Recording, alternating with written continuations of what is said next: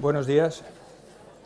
Bueno, en primer lugar, me uno a los agradecimientos que han hecho el resto de conferenciantes al servicio de reumatología, en particular al doctor Calvo y a la doctora Campos, por invitarme a participar en este, que ya es el 29 Symposium, ya un clásico aquí, especialmente entre los médicos de atención primaria del departamento.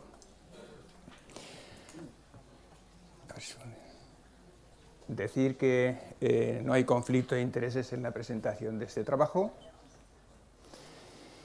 y decir que, especialmente los que estamos aquí, que casi todos, la gran mayoría, somos médicos de atención primaria, médicos de familia, cuando hablamos de osteoporosis casi asociamos con la mujer en la menopausia y eso nos lleva a cometer algún error, y es que no tener en cuenta en la consulta del día a día de pacientes que están en riesgo, bien por algunas de las enfermedades o raro es el día en que no tenemos una paciente o un paciente que esté en tratamiento con tratamiento farmacológico que pone en riesgo el metabolismo óseo, y sobre eso es lo que voy a intentar explicar.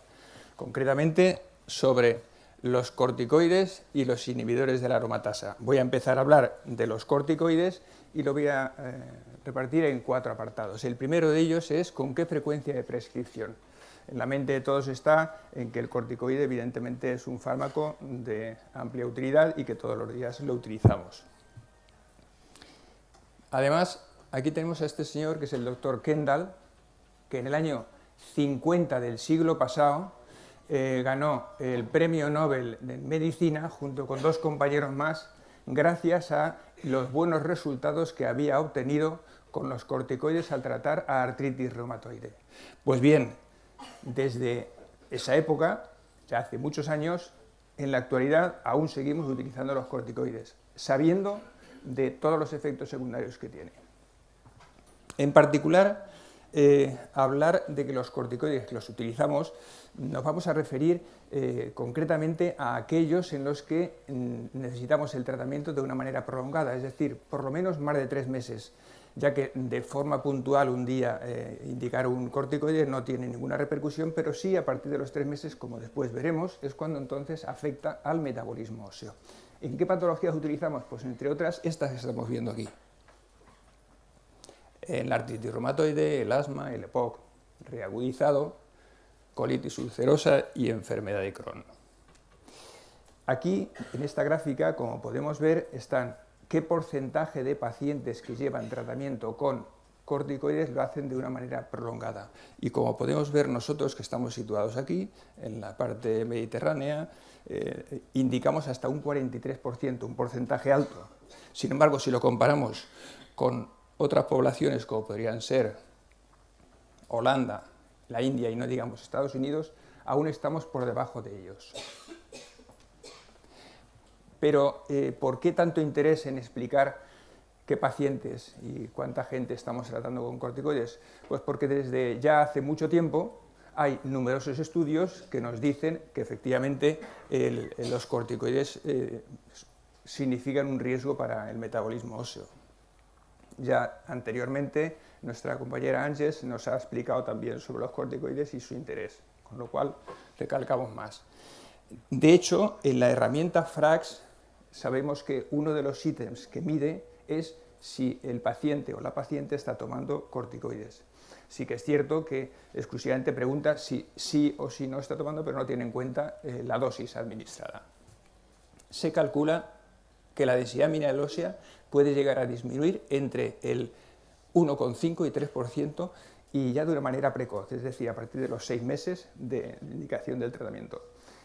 Y las fracturas, incluso a partir de los 3 meses, es cuando ya se ve un aumento significativo. Eso sin tener en cuenta la dosis. Incluso vamos, con dosis de 5 miligramos ya estaríamos con una frecuencia alta de riesgo de fractura. Si esa dosis fuera más alta, cosa que no es infrecuente, el que estemos con pacientes con dosis altas de corticoides, ese riesgo de fractura se incrementa lógicamente. ¿Y de qué forma es como actúa en los corticoides sobre ese metabolismo óseo? Pues para eso, en este esquema podemos ver que concretamente sobre las estirpes celulares actuaría, sobre los osteocitos produciendo una apoptosis, sobre los osteoblastos, que son las células óseas productoras de hueso, lo que produce es un aumento de la apoptosis también, una disminución de la diferenciación, disminución de la proliferación, con lo cual, ¿qué hacemos? Una disminución en la formación ósea. También actúa sobre los osteoclastos, mediante los mediadores el RANKL, que ya se han comentado, ya nos va sonando, y la osteoprotegerina, de manera que lo que hace es que al aumentar el RANKL aumentaría los osteoclastos, con lo cual, si los osteoclastos la función que tienen es aumentar la resorción ósea, lo que tendríamos sería, por una parte, una disminución en la formación, por otra, un aumento de la resorción, inevitablemente una disminución de la masa ósea. Pero no queda ahí la cosa, sino que además sabemos que los corticoides actúan de una manera indirecta mediante el sistema neuroendocrino. Sabemos que disminuyen los factores de crecimiento, que disminuyen los factores hormonales tanto masculinos como femeninos.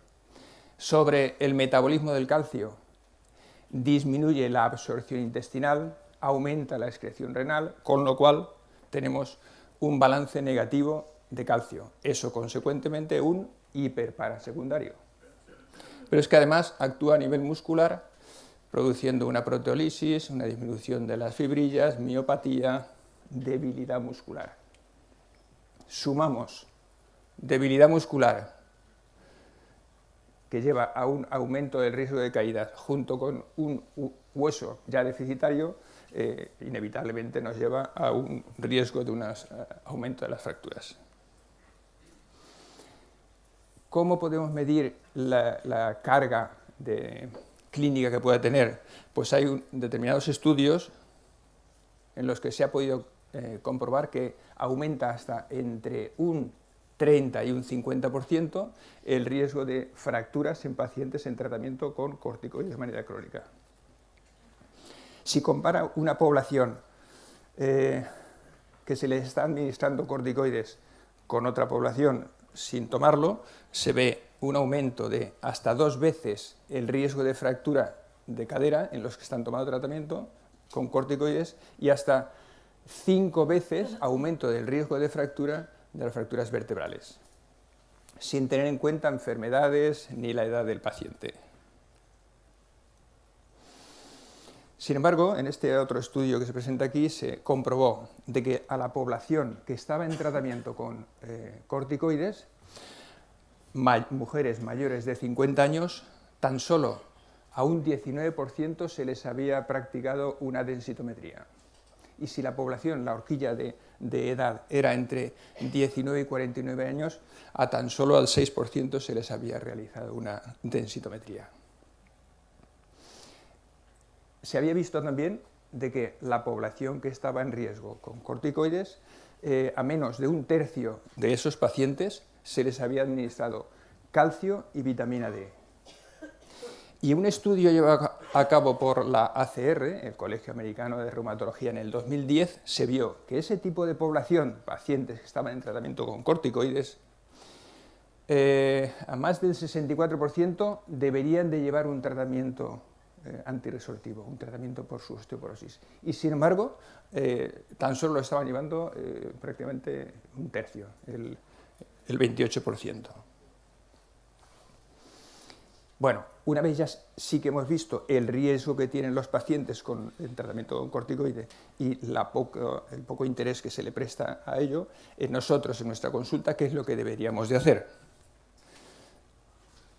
Pues bueno, todo paciente que esté en tratamiento con corticoides, tan sencillo como hacerles unas recomendaciones, sus modificaciones en el estilo de vida. Eso incluye, por una parte, el suministro de calcio y vitamina D, indicarles una dieta equilibrada, el ejercicio físico y soporte de peso, sobre todo lo del soporte de peso, importante por lo que hemos dicho de la repercusión de las miofibrillas, del problema muscular.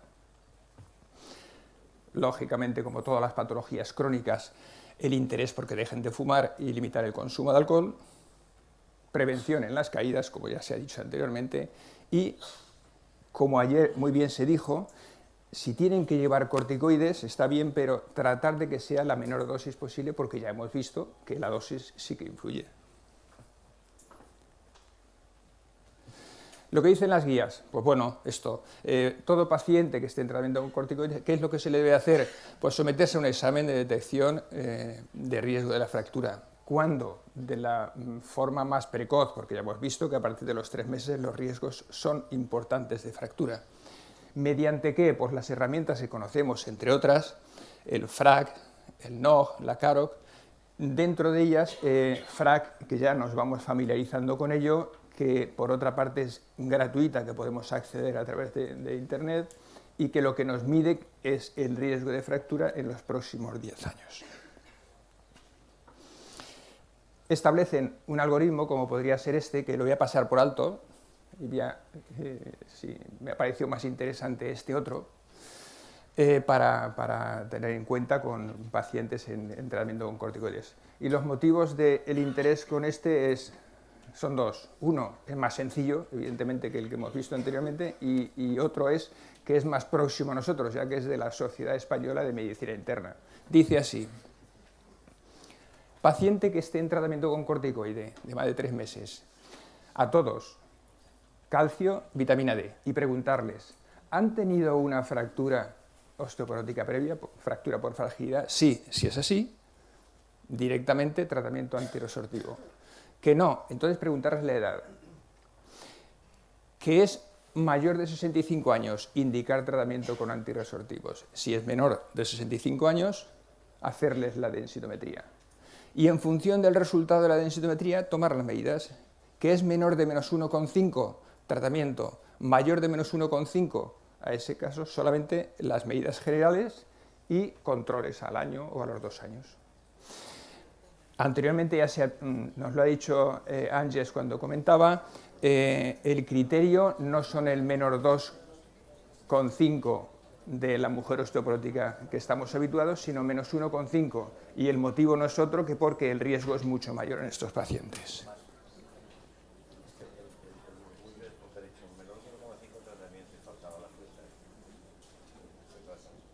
O sea, pero por eso de comentarlo faltaba la fecha ahí. Bueno, y el otro fármaco en cuestión que había que tratar son los inhibidores de la aromatasa. Con respecto a esto, y para comenzar, inevitablemente tengo que hablar sobre el cáncer de mama, ya que es ahí donde tiene su indicación. Del cáncer de mama, decir que su incidencia es muy alta. Desgraciadamente, 1 de cada 8 a 10 mujeres van a sufrir un cáncer de mama, que el año pasado, en el 2017, se calcula que se diagnosticaron nuevos casos, más de 26.000, que los factores de riesgo no son otros que estos, sexo femenino, la edad y demás que conocemos. En esta gráfica podemos ver del año pasado, el 2017, los cánceres en la mujer, en la población femenina en España, y como vemos, esos más de 26.000 casos duplican al siguiente en frecuencia, y no digamos ya con respecto al resto, es decir, el cáncer de mama con mucho es el más frecuente. Sin embargo, por suerte, cuando lo que miramos es mortalidad, se nos sitúa en un 4.º lugar. ¿Y eso por qué? Pues gracias a la supervivencia es más alta por estos factores implicados, entre otros, el diagnóstico precoz. Todos sabemos que en el año 92 se aplicó en la Comunidad Valenciana la medida preventiva de hacer una mamografía a toda población femenina a partir de los 45 años. ¿Eso qué significó? Un cambio radical. Significó que esa población, los diagnósticos eran muy precoces, con lo cual los resultados han sido mucho mejores y la supervivencia ha aumentado. Pero no solamente ha influido esto, el diagnóstico precoz, sino estas otras medidas multidisciplinares: cirugía, quimio, radioterapia y hormonoterapia. Sobre hormonoterapia hablamos.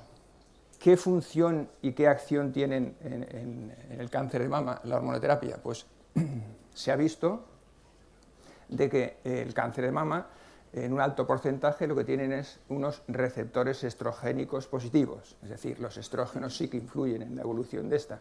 Entonces lo que se trataba era de bloquear esa acción de los estrógenos, y eso es la hormonoterapia, y se consigue mediante estos dos, el tamoxifeno y los inhibidores de la aromatasa. Actúan de manera distinta. El tamoxifeno, que no deja de ser ni más ni menos que eso que se ha comentado anteriormente, un SERM, actúa, por tanto, de manera agonista o antagonista, en función de dónde estén los receptores, y en esa función es lo que hace el que tenga una acción otra. Vale. Y por otra parte, tenemos los inhibidores de la aromatasa. Estos, sí o sí, lo que hacen es que inhiben la aromatasa, y la aromatasa es la enzima que pasa de los andrógenos a estrógenos. Al inhibir esa enzima, lo que hace es que impide los estrógenos, la acción de los estrógenos. Bien. 3 minutos, acabo. Estaba pendiente que el doctor Castellanos no me llamaba la atención, pero en fin, estamos en eso, acabo enseguida. Bueno, la acción, ni más ni menos que eso, el por qué actúa sobre el metabolismo óseo es porque actúan las citoquinas y los factores de crecimiento, y esos están influidos por los estrógenos. Si el tamoxifeno, lo que hemos dicho, es que actúa como SER, aumenta el metabolismo, aumenta la densidad mineral ósea. Le ocurre lo contrario a los inhibidores de la aromatasa. Lo más gráfico es esto. Pretendía que viéramos aquí. Coleman publicó en el Lancet hace ya unos años este trabajo en el que comparaba población tratada con tamoxifeno, que es la línea azul, que como vemos, todos ellos aumentaban la densidad mineral ósea, comparándolo con estos 3 ramas que son los inhibidores de la aromatasa. Los nombres son anastrazol, semestane y letrozol. Esos nombres no nos suenan, pero sí me he permitido poner arimidex, aromasin y femara, que seguro que eso sí que nos suenan más, que son los pacientes que nos vienen a la consulta. Bueno, pues en todos ellos, en el momento en que se les administra, como vemos, la densidad les disminuye. ¿Qué es lo que aconsejan entonces una vez visto ese riesgo? Pues, ¿qué hay que hacer a la población? Eso, administrarles calcio y vitamina D, aconsejarles ejercicio y hacerles una densidad mineral ósea y factores de riesgo. Este es el algoritmo que establece la ESMO, que es la Sociedad Europea de Medicina Oncológica, en el que dice: paciente que esté en tratamiento con inhibidores de la aromatasa, hacer la densitometría. Si está por encima de -2 y no tiene otros factores de riesgo, ejercicio, calcio y vitamina D. Y si está por debajo de -2, en ese caso, aparte de ejercicio, calcio y vitamina D, darle o bifosfonatos o denosumab, y controla los 2 meses. En el caso de que tenga más de -2 de T-score, pero tenga dos de estos factores, en ese caso también pasarlos al tratamiento con antirresortivos. En caso de tener que dar tratamiento con antirresortivos, ¿cuáles son los trabajos que han demostrado que son eficaces? Pues los medicamentos que nosotros desde primaria sí que podemos recetar, porque hay muchos otros que sabemos que es de uso hospitalario. Y los trabajos que han demostrado eso han sido para los bifosfonatos, el ABCSG12, en el que se ha visto que no disminuye la densidad mineral ósea a los pacientes que se les trata con bifosfonatos, y a su vez, claro, con los inhibidores de la aromatasa. Y este otro trabajo en el que en el ABCSG18 con el denosumab, en el que se ve no solo que no disminuye esa densidad mineral ósea, sino que no aumenta el riesgo de fracturas. Y nada más. Conclusiones, lo que hemos hablado ha sido de la osteoporosis secundaria. Recordar que nos vienen todos los días a la consulta y que son pacientes de riesgo. Hemos hablado dentro de los farmacológicos, corticoides inhibidores de la aromatasa, que los glucocorticoides los utilizamos sí o sí con mucha frecuencia, pero que tienen ese riesgo de osteoporosis porque actúan a nivel de los osteoblastos y los osteoclastos, que se manifiesta de una forma precoz, incluso ya a partir de los 3 meses hay un aumento de fracturas. Hemos tenido que hablar del cáncer de mama para poder explicar la acción de los inhibidores de la aromatasa, la alta frecuencia, pero que por otra parte en el cáncer de mama hay mucha supervivencia gracias a los medios que se están utilizando, entre otros la hormonoterapia, que dentro de la hormonoterapia estaban los inhibidores de la aromatasa con su riesgo para osteoporosis. Lo que dicen las guías, tanto en pacientes con corticoides como inhibidores de la aromatasa, que había que tratarlos, y en caso de tenerlos que tratar, por último, los estudios que demostraban la eficacia de los bifosfonatos y el denosumab. Y nada más, muchas gracias.